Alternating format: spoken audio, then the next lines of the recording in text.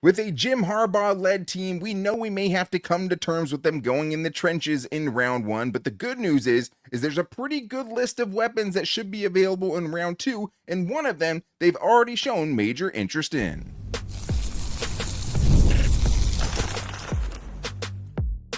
You are Locked On Chargers, your daily podcast on the Los Angeles Chargers. Part of the Locked On Podcast Network, your team every day. What is up, and welcome into the Locked On Chargers podcast. I'm your host, Daniel Wade, joined as always by my co-host, David Droegemeier, and we've been covering the Chargers now for 9 seasons together, but this is our 7th year as the host of the Locked On Chargers podcast, bringing you your team every day. Thank you to the everydayers out there for making us your first listen. To make sure that you never miss the show, go subscribe or follow for free on the Locked On Chargers YouTube channel and listen wherever you get your podcast from. David, what do we got today? Daniel, after last year hitting on Ladd McConkey in the second round, maybe the second round is where the sweet spot is to get a weapon for the Chargers. And today we're going to talk about 3 different prospects. Mason Taylor, as steady as ever, a guy that's there every day. We know Jim Harbaugh loves that. Elijah Arroyo, tight end that can really threaten the seam with his speed. And Tre Harris, a guy that can go up and get the football and moss whoever he is trying to go moss. It's great. Yeah, there's a lot to like about the guys we're going to talk about today for different reasons, but today's episode is brought to you by GameTime. Download the GameTime app, create an account, and use the code LOCKEDONNFL for $20 off your first purchase. And David, especially with the conversations that we've had this week, weapon or interior offensive line or just trenches in general in round one and what the Chargers could do there and really how forthcoming they've been about what they'll do there, I thought it would be important today for us to get into, okay, well, what if they don't go, weapon in round one? Because we know they need a weapon. We know that offense needs more firepower. And we want to just get into some of the guys we've seen linked to the Chargers in the second round and maybe just some options that could be available, whether it's to trade up for them or just to fall to them at 55 that they could go with if they decide to go in a different direction in round one at 22. But let's start with the guy that we know the Chargers have some interest in, or at least have met with recently, and that is Mason Taylor, the tight end out of LSU, 6'5", 251 pounds, prototypical size there. Also, a guy that has NFL bloodlines, being the son of Hall of Famer Jason Taylor and having those, a professional athlete, a Hall of Fame athlete, that, as it was. But this is a guy who's the 33rd best prospect and the 3rd best tight end, according to Dane Brugler. So we're talking about the 55th pick. This is not a guy that I would want in the first round to me specifically, but I would say that it's a guy that might not be the 33rd pick, even if Dane Brugler thinks he's the 33rd best prospect, right? And I think when you look at this and why the Chargers would do it, David, we know they need some firepower, and I think with a pick like this, you would bring some stability, at least as far as pass-catching tight ends go. Yeah, for sure. A guy who ran a 4.68 40, has 10-inch hands. Like you said, has that prototypical kind of size that you're looking for, height, weight kind of situation. Yeah, that's what you want your NFL tight ends to look like. He has that body makeup for sure. And the Chargers need to get younger at the position. I mean, that's just what it is first and foremost. They got to get younger. They got to get more explosive. They got to get a running mate, a long-term running mate for Justin Herbert. Yeah, I agree with that. I mean, we know that you need the long-term pass-catching option for this team. You have Will Dissly for the next couple of years. You signed Tyler Conklin, and I think that at least lets you think about potentially for someone who's only 20 years old, kind of ease him into the role because you have those veterans already in the room. And when you're looking at what the pros are for Mason Taylor, you talked about just the steadiness of him. Dane Brugler compared him to Hunter Henry. I can see that as far as the receiving game goes for him, just because there's not a lot of things he does spectacularly, but there's a lot of things he does pretty well. I thought he did a good job tracking the ball on vertical routes, even though he didn't get a ton of them. He had a tough full extension touchdown that stood out to me. Has his moments as a move blocker, not afraid to get his nose dirty, but I did think that in breaking routes, things he did vertically down the field were probably his best attributes, and was productive, obviously, last year with 55 catches, 546 yards. And according to Dane Brugler, set the record 129 catches and 1,308 yards in his time at LSU, really showing just kind of the consistency that he had there and just being able to do it in every one of his seasons, because even as a freshman, he came in and contributed right away in the SEC. So if you're looking at what to like, I think there's a lot of things that he does well, things that he does, at a very solid level. And I think that just his overall kind of just well-rounded ability as a receiver is definitely why teams would be interested in him. Yeah, no question about it. I think that when you look at him, one of the things that stands out right away is just that durability, especially when we're talking about Jim Harbaugh and what he looks for in his players. 37 of 38 games played. Like that's exactly what their every day looks like right there. I felt like he had a pretty good quick release off the line of scrimmage. I feel like he's a pretty strong route runner. I think that he displayed good toughness to be able to hold on to the ball through contact. He was able to kind of keep that secure, which was good. I think he can go up and get the football. He showed an ability to do that, and he had strong hands. Not a lot of drops from what I saw. If the ball was getting in his area, he was going to be able to bring that down. So I echo your sentiments about not really having any one kind of special characteristic that sets him apart from anybody else, but he does pretty much everything at a pretty decent level. Yeah, and I think that was kind of the hard thing for me to wrap my brain around, at least as far as, those who would think, okay, hey, maybe he's very early second round. I mean, he's the 33rd best prospect. And you're a victim to the games that you can watch, right? I only had 3 games to watch from this guy. 2 of those 3 games were his lowest graded games of the season per PFF. So that could be part of it too. I understand and see what people like about him, but I think as far as just getting excited, thinking about the total firepower or an explosive player, those things don't necessarily show up to me. Could he grow into some of those things? Yeah, maybe he can. 50% contested catch rate last season is pretty good. Did a lot of things pretty well, and I mean, an incomplete RAS score, but on the drills he scored an 8.88, so 89th percentile athleticism-wise, and maybe that goes down if he does everything. But I would say as far as the cons go, maybe, not having that special attribute would be one of them, but I think the biggest thing is just a work in progress as a blocker. And I've seen some people commend his blocking abilities, but it was just so frustrating watching him because just so often you see him grabbing the outside of shoulder pads, which didn't always catch up to him at the collegiate level. But in the NFL, if you're grabbing outside somebody's frame, if you're going outside of their shoulder pads on top, it's going to get called every time. It's pretty automatic. It didn't show the strength on tape to me to consistently hold the point of attack. I saw him get driven back too much, and I didn't see, as far as just as a receiver goes, the athleticism didn't stand out to a standpoint where I thought he was an elite separator, and I didn't think he was necessarily physical enough to be a physical guy where he's going to just run into you, then snap off a comeback route, using his body to get that separation, using his strength to get open. So there are some holes in his game.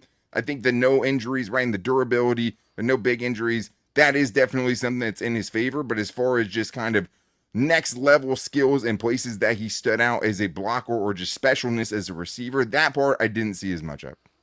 Yeah, I agree completely. Raw as a blocker is what I have in my notes. I think he needs to slow himself down and kind of get to his landmarks, especially when he's asked to be that lead blocker on a pull situation.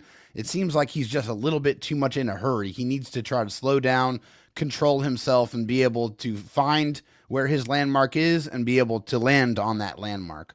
Also, I feel like he was a decent pass protector, but he needs to play with more consistent leverage just overall in everything that he's doing from a blocking perspective, whether it's run blocking, whether it's pass blocking. I understand he's 6'5", but you got to play with better leverage, especially in the NFL. If not, you're going to get moved around against your will, and you're going to get displaced, from the defensive side. So you just can't do that. Also, no 100 receiving yard games and limited touchdown production. I think those are two things that are kind of working against him when you're evaluating him as a prospect.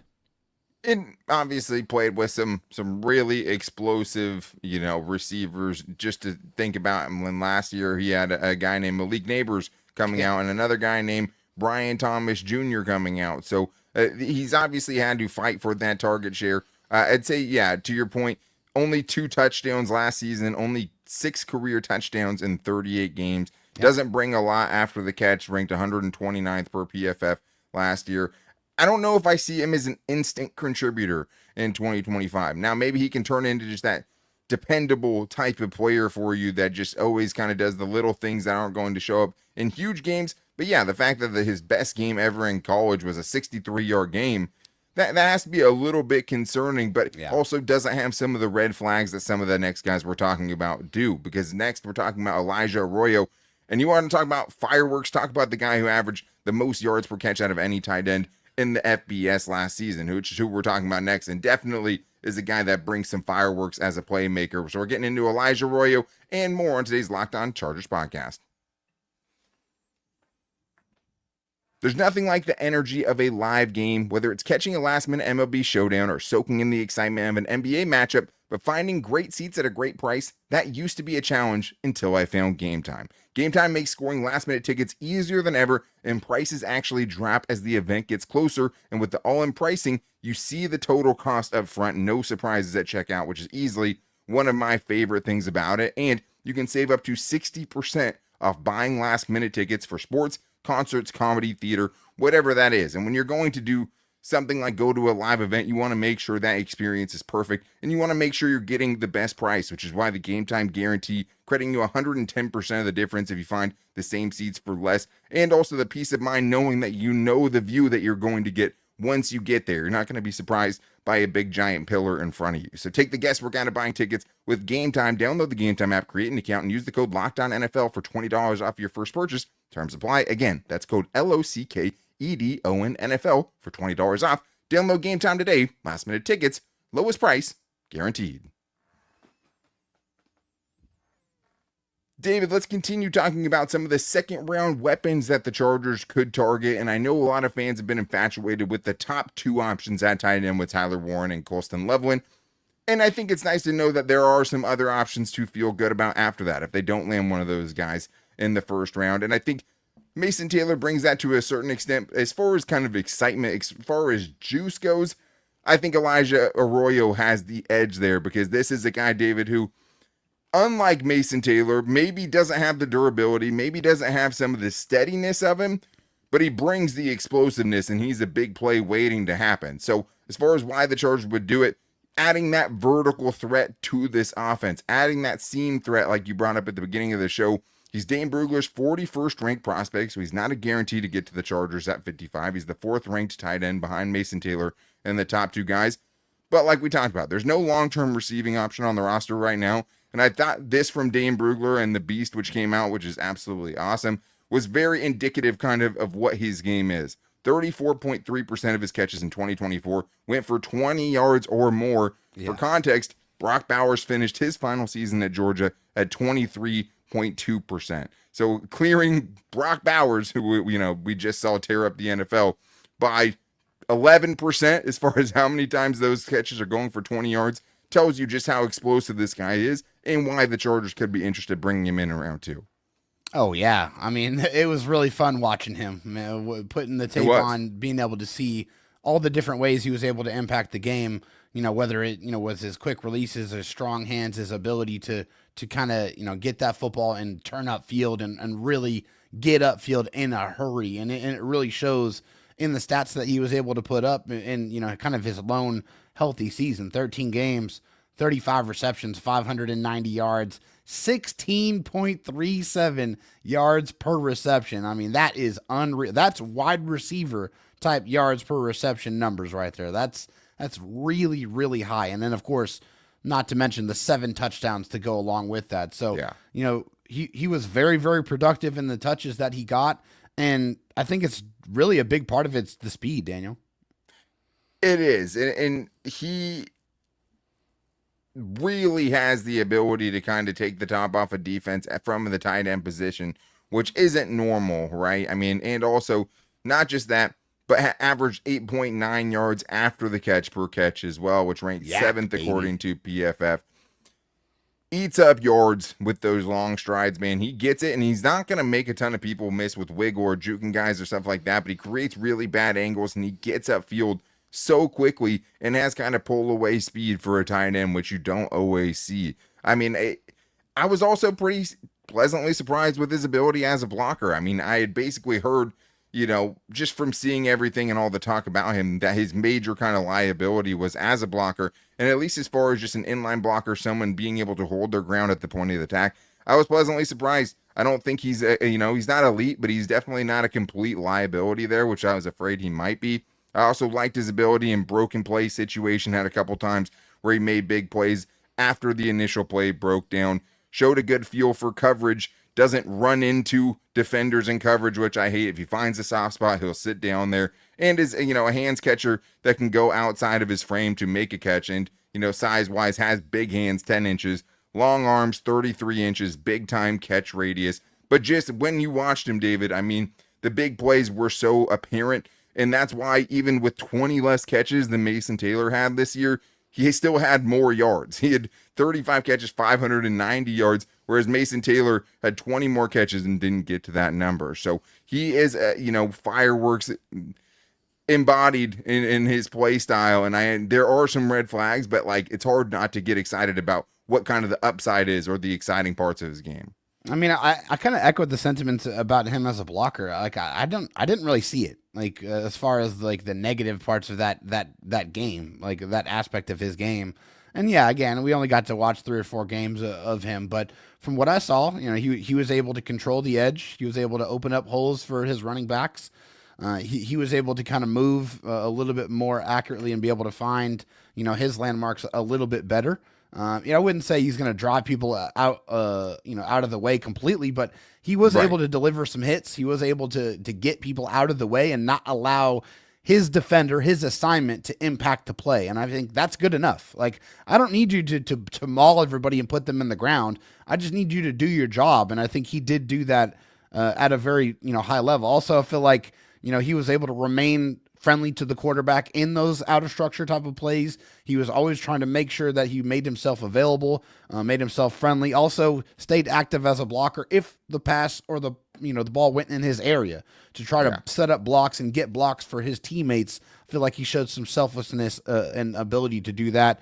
And I liked, like what you said about his yak ability. Obviously it reflects in the numbers, but you see it on the tape as well. He caught a pass against Syracuse and turned up the field and got an extra 6 to 8 yards just with his burst and acceleration. So, I really liked what I saw from Elijah Arroyo. I feel like, there's enough there as a blocker, and there's a lot of electricity there as, somebody who can be a difference maker on your offense. Yeah, I think the thing that surprised me was just that the commendations of, Mason Taylor as a blocker, but kind of the thought that this guy is a liability when I think they're pretty comparable. I would say that the one part that he catches up to him is move blocks and hitting targets on the run. Both of these guys need to stay more controlled. We had the same note on Mason Taylor as I had for Elijah Arroyo. You got to stay controlled. You got to make sure when you're trying to hit those landmarks, when you're trying to hit those blocks on the move, that you get something. You get some piece of them. You get them out of the play to some extent. Both of those guys could do that better. But as far as the cons go, David, I think as exciting as it is, he definitely comes with more baggage than someone like Mason Taylor. He does. And obviously, when we're talking about that, it's all about the injuries, right? It's the ability to stay on the field. And, we've seen it with many of players, including Joey Bosa, right? No matter how talented you are, if you can't get on the football field, it doesn't matter. It's just wasted potential. So that's the big problem here is big time injury concerns. He missed 8 games in 2022 and in 2023 due to a left knee injury. And that is not great. And I echo the sentiments about trying to, locate guys in space. That's definitely something that he needs to improve on. But I think that's the biggest red flag there, right there. It's just that amount of missed time. You got to be able to show up. And, we know Jim Harbaugh wants his players to be available and to be able to contribute every single day. That is going to be a big time concern when you're talking about Elijah Arroyo. Yeah, I mean, and we saw it with their free agent signings, right? Going for a Najee Harris, going for a Tyler Conklin, going for these kind of very durable guys. The torn ACL that cost him games, not just in 2022, but also in 2023. But I'd say besides that, the biggest red flag is just 1 year of good production. Yeah. I mean, he had 35 catches last year, which isn't a huge number of catches, but obviously what he did with them was so impressive. But he had 11 career catches going into the 2025 season because of those injuries. He was a freshman, then he got hurt his sophomore and junior year, and then now as a senior, he comes out and absolutely balls out.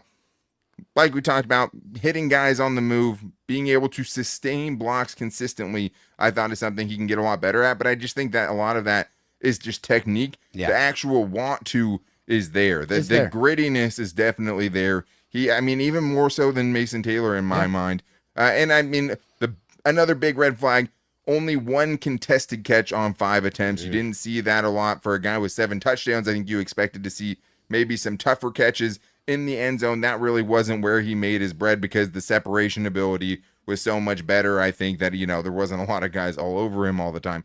It's a really small sample size. And I think the difference between him, Mason Taylor, you're going to look at the stats and the numbers are going to say the same thing for their size. A much thinner frame on Elijah Arroyo, maybe a little bit harder to put the weight on than someone like a Mason Taylor who has big, broad shoulders and might have the ability to maybe pack on some more strength. Elijah Arroyo, thinner frame, more like a Colston Loveland, more like an Isaiah Likely. I don't think that would, make them not want him, but a really, really explosive fireworks type of player that if you want to take the chance, I understand it because he's so fun, but definitely would be a risk considering just the one big year of production and obviously the injury history as well. But we still have one more really fun player to talk about, and it's one of my now favorite wide receivers in this draft class, Tre Harris from Ole Miss, who I think would be an excellent pick for the Chargers at 55. We're going to talk about him and more in today's Locked On Chargers podcast.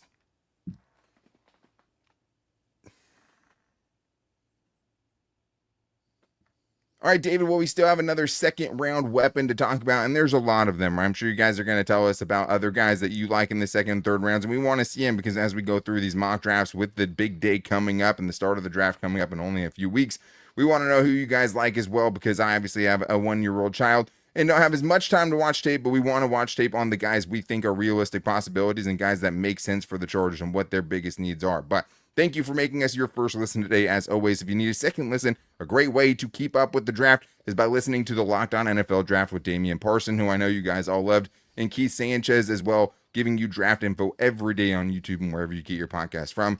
Dave, let's talk about Tre Harris, a 6'2", 205-pound receiver who maybe even plays bigger than that.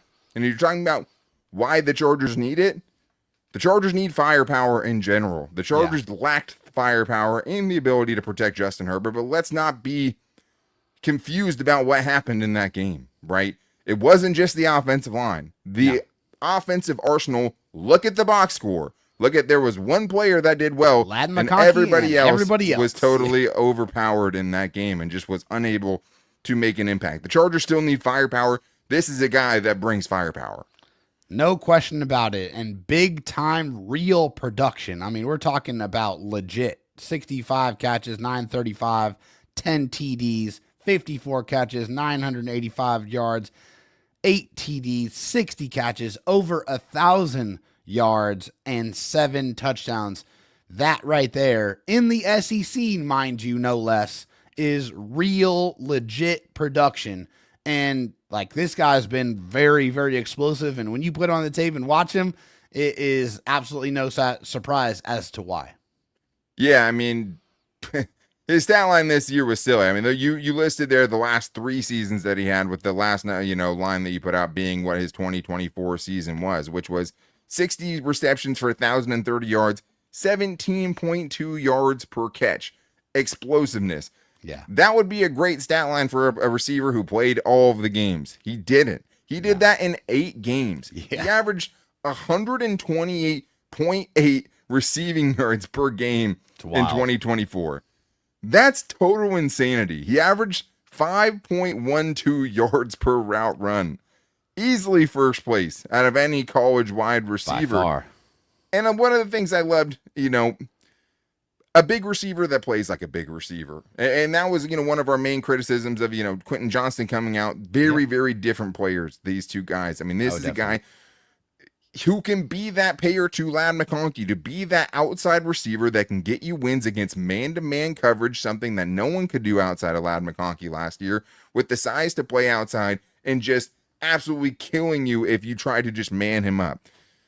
Last 3 seasons, to your point, he hasn't had a season under 54 catches, 935 yards, and 7+ touchdowns. He's hit all of those numbers in 3 seasons, one of those seasons being at Louisiana Tech. So not all of them in the SEC, but the last 2 years, he's shredded big-time programs and big-time teams, which I think makes it really nice to watch with that. I mean, especially Texas A&M, who had a pretty good defense last year. The game he had against them, where he showed it all. I mean, 2 mosh jobs in that game, just going over guys to go get the football, and that showed up with his contested catch rate, which was over 60 last season, which I thought is awesome for a guy that plays outside. And also, the release, right? Not a ton of press coverage. That's going to be one of the cons. It's just not enough seeing him and what his release package is enough because guys weren't pressing him at the line of scrimmage. But there's a play against Texas A&M where he just absolutely leaves the defensive back where he is standing, gets on top of him, and is able to get open so quickly that the throw is able to get there in that window before the safety could get over, and it turns into a 30-plus yard play. Really showed a lot of the bag there. I mean, caught 8 of his 13 contested targets last season, including those 2 against Texas A&M. And I think he plays faster than his 4.54 40 time, too, which I would definitely have as one of the pros for him, because that's not something you think of when you think of a deep threat. They come in different packages, and what he does great is he can stack defenders, use his big body to get in between him and the defensive back and be able to make the plays down the field, which he did time and time again. Pretty physical after the catch as well. Good stiff arm to boot. There is a ton to like about Tre Harris's game, in my opinion. Yeah, there really is. And the funny thing is the first kind of few quarters of the first game that I watched was basically him blocking almost every single play. And he was effective at it. He was capable. He was not, it wasn't just a warm body. Like, he was actually, showing some intention behind it. And you could tell that, it wasn't just something that he was asked to do. He wanted to do it, And, I also thought he snapped off his routes very well. Really ran a strong route and snagged a low throw in one of the games that I watched, like really strong hands there. Does a great job of tracking the ball over his shoulder, as you mentioned. Shows some physicality after the catch and on wide receiver screens, just breaking tackles left and right. Runs a really nice double move as well. I feel like he got a couple of DBs lost, with that double move. He fights for extra yards as well. I think he showed multiple occasions he was able to run through defenders, and he posted, according to Dane Brugler and the Beast, 10 100-yard receiving games in 20 games at Ole Miss, which is 4th in school history.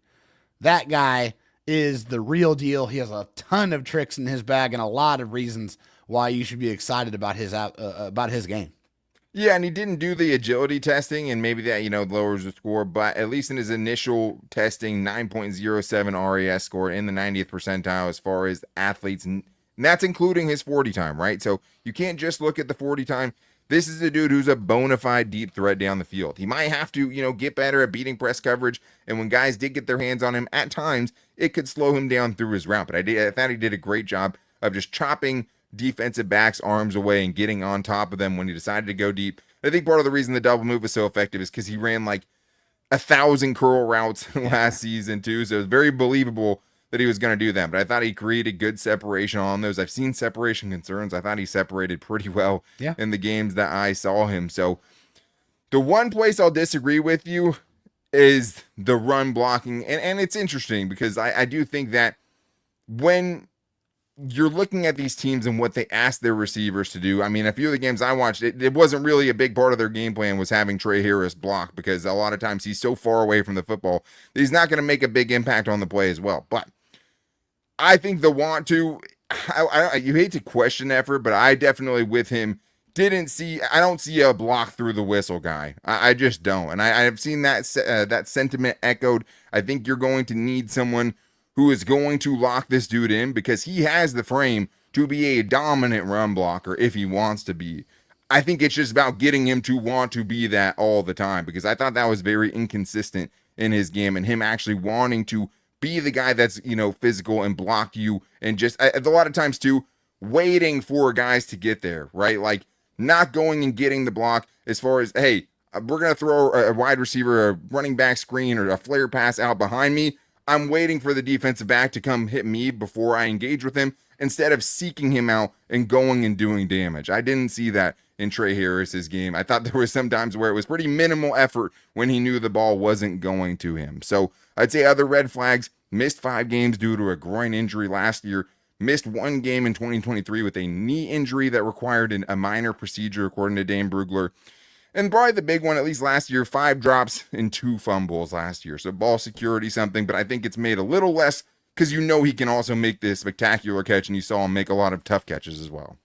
Yeah, I don't really have much outside of that. You know, I have the fumble twice in 2024, and missed a couple of games because of the groin injury. The only other note I kind of stole from Dan Brugler is that I kind of recognized as well is that his speed is not really like sudden speed. It's more of like a build up type speed. So he's not like a super sudden twitchy type from the at least initial acceleration. I think it's definitely something that's more of a gather up, pick up speed as he goes, but he's still effective utilizing what he has. Yeah, I think his top end speed is definitely better than like his acceleration for sure. And I think that shows up. But the reason I'm not also concerned about the drop rate is we're talking about a career 6.4% drop rate. Yeah. Quentin Johnston, his senior year in college, was 11.8, almost 12% drop rate. Just also kind of a bit of a gimmicky offense with Ole Miss too. Like you can only kind of get what these teams are going to give you when you're watching these players. And I got to watch more games of him than we don't always get, 5 or 6 games to watch of these guys. So I got to watch a lot of them and I liked him a lot. I mean, it was really funny. We both talked about it. He does this thing where like they had this thing at Ole Miss where the running play would happen at times and he stands there and never gets out of his stance. Right. And you're like, okay, well, this dude hates football and doesn't care at all. But then they also kind of use that as a decoy because sometimes he wouldn't move out of his stance and they'd throw him the ball right there. Yeah. So, I mean, it wasn't always a tell for, okay, hey, he's just standing there. It's going to be a rushing play because they're running, RPOs as well. So there was some kind of deceit to it, but it's just really strange to watch when you just see a dude it is where the ball weird. Is snapped and he's just standing there. Like he will not make an effort to go be any part of this play if it's not going to him. But sometimes those plays also went to him. So I think the only other red flag I would touch on, 23 years old, right? As opposed to like a Mason Taylor who's not even 21 yet. So more of a finished product. I think it's nice to know that, he led his team in receiving yards 2 seasons ago, right? So it's not like this was his first year and he's only dominating now because he's way older than everyone else. When you're way older than everyone else, you should dominate them, and that's what he did. This dude was one of the most dominant receivers in college football. If the Chargers could get him at 55, I will 100% put my stamp of recommendation on that because I think he can be a difference maker at the next level. But that's going to wrap things up for today's show. I think today gets me even more excited about all the draft stuff that we have coming up, knowing that we have these fun players out there and even more to talk about with you guys. But make sure you guys are back here tomorrow by subscribing or following for free in the Locked On Chargers YouTube channel and listening wherever you get your podcast from so you don't miss out on Fan Mail Friday where we get you guys involved in the show where you can hit us up at Locked On OAC and give us your question there.